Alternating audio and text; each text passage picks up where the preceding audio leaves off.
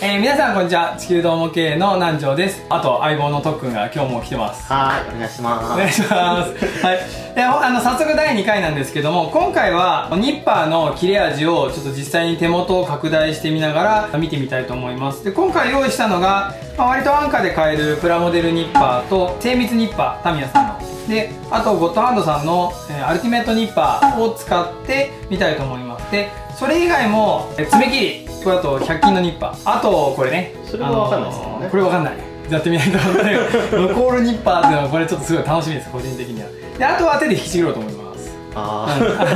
昔はね、手で引きちぎったことある？いや、ないですね。ちょっとね、乱暴だけど、やってみたいと思います。じゃあまずはこの3種類はランナーじゃなくってこの 3mm プラゴを使って、精密ニッパーとこの高級ニッパー、片刃ニッパーなんかは3mm以上切ると刃がもうめげてしまうので、ギリギリマジでギリギリ、これギリギリのランナーでいきたいと思います。ちょっと太い方がやっぱ切れ味が分かりやすいんでね。じゃあ、プラモデルニッパーをいきたいと思います。ゆっくり切っていくからちょっとよく見ててほしいんですけど、この上の刃と下の刃で両方からこう切っていくので、こうやってこの切れたところが大事で、ここ両方の刃から切っていくので、この先端が尖ってるの分かります？面でいくとこういう感じ。だからあんまり綺麗ではないよね。だからどっちかというともうなんか押しつぶして切るような感覚に近い。やっぱりこの先が平らでないので工夫が必要になるニッパーだと思います。では次が、タミヤさんの精密ニッパー。これちょっといいやつですよね。そう、これちょっといいやつ。僕はこのニッパーが一番好きです。高いんだけど切れ味がすごくよくって、で割と丈夫なのでなんか安心して何でもこいつに切らせるみたいな、こうやって感じで、これも両刃なので V の字にはなるんだけども、綺麗に切れてるからさっきより全然あんまなってないでしょ。目立たないというか、そうですよね。でこっち側がそのパーツだとするとかなり平らな方かなと。この両刃のニッパーは左側の方が刃が薄くて、で右側の方はちょっと若干刃が厚いので、こうやって右利きの人はこう上から切り落とすようなイメージなんです。だから上の方は切れ味がいいので、こう握ると真ん中で角が立つんじゃなくって、ちょっと上側の方がより深く切れてる感じで、下の方がちょっと支えつつも切ってるって感じ。それで切れ味がいいので割と平らに見えるみたいな。でいよいよアルティメットニッパーなんだけど、出ましたね。これがね、これは片刃ニッパーで片方がまな板になってるから下が支えてて上からもうスッと下ろす感じで、だからこの 3mm がギリギリだからちょっと切ってみるけど、全然楽だった。すごいめっちゃ楽。これちょっと今感動したわ。これポトって感じだったでしょ。うわすげえ、めっちゃ綺麗ですね。ここの反対側の切った面もすっごい。これなんかもうヤスリしなくてもいいみたいな切れ方するので、ただ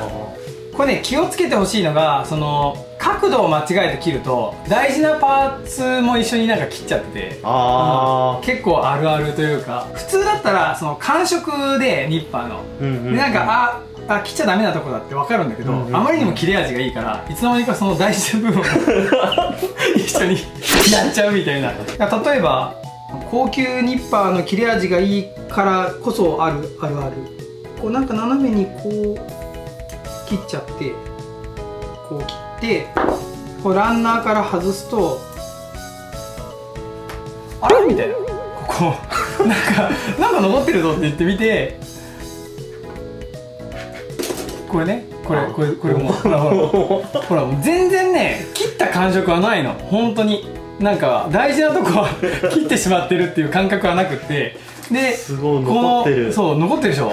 これね見せたかった。これねほんとよくやるこれ。俺ちょっと斜めにね切っちゃう。これ皆さん気をつけてくださいよ。で次こ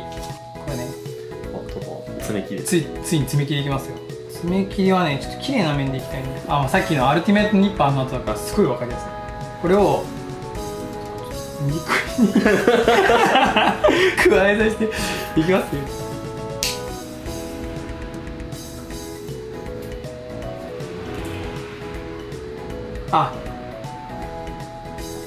まあこれも両刃に入るのでってこれちゃんと真面目に解説していいから両刃になってるのでやっぱりね安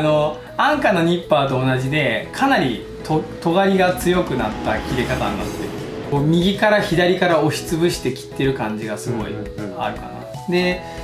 昔はねやっぱちょっと爪切りでやる人も多かったんだけど、まあ精密なパーツが増えてきたのでまあやめた方がいいと思います。ああ、そうですかね。だからランナーが太いとか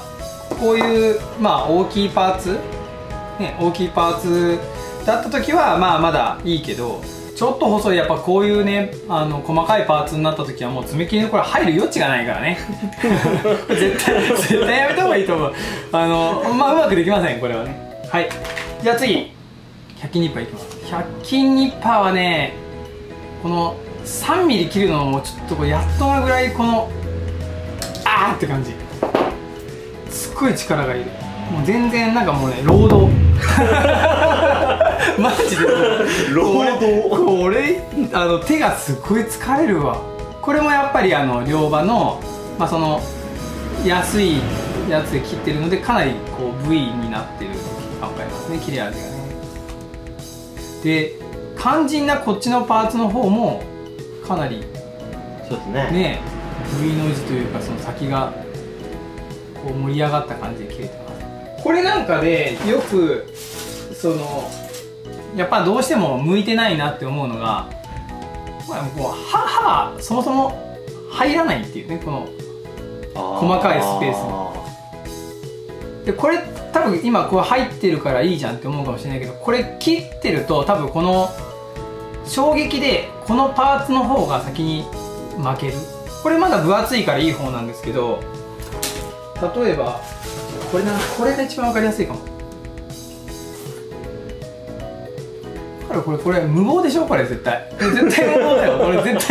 対やらない方がいいこれはやめた方がいいと思う。ほらもう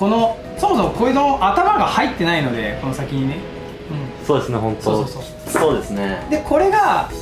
精密っていうのはこういう細かいパーツを切るのに向いてて、精密ニッパーだとほら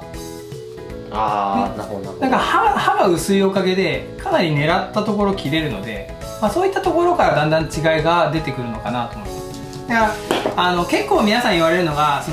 まあ何でも後でするからニッパーなんて切れりゃいいんだよって言うんだけど、そうじゃなくってパーツに来る衝撃を抑えるためにやっぱり細かいパーツは精密なニッパーで切ってあげた方がいいんじゃないかなって思います。だから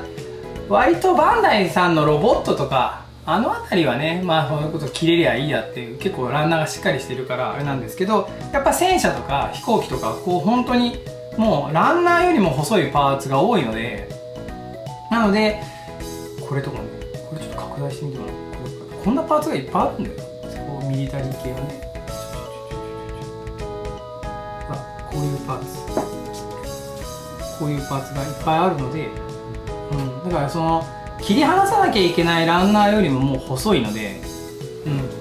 こういうのはやっぱ精密ニッパーで切った方がいいかなと思います。はい、あともう少しはねちょっと長くなってきてるからね、手で引きちぎりますこれね、はいやめましょう絶対やらない方がいい。全然綺麗じゃないね。はい、じゃああと最後残るリッパーを使ってまあ第1回終わりにしようかなそうですねそうですね、はい、残るニッパーはカット位置の調整いらず、わずかにランナーを残す新感覚ニッパー、特許申請中って書いてある。ここを、普通に切る。感触は割と安価な方の部類に入るのかな。タミヤさんのモデラーズニッパーっぽいような切り方で、これ面白い。はい、ほらわかります？ここの切った跡がこうほら本当にわずかに残ってるちゃんと残ってる。だからもう切れ味じゃなくってもうここをあえて残して、であとヤスリでどうにかしてっていう商品だよこれ。デザインナイフでこうやってわざと残して切る人もいるので、この片刃ニッパーってやっぱデザインナイフにそのまな板がついたような感覚なので、こうやって切ってあげるとかなり綺麗にツルツルに切れてますね。ほんとヤスリなんかいらないかも。これどっちかっていうとなんか精密ニッパーとかと併用するとすごくいいかも。なんか思った以上に気に入ったこれ。なんか弾力もあるし。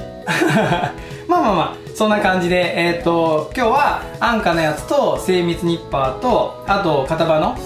高価なニッパーと、あとはその他もろもろでちょっと切れ味試してみました。面白いと思った方はまた高評価、チャンネル登録ぜひよろしくお願いします。また3回目楽しみにしとってください。ではまた来週じゃないか。さよなら。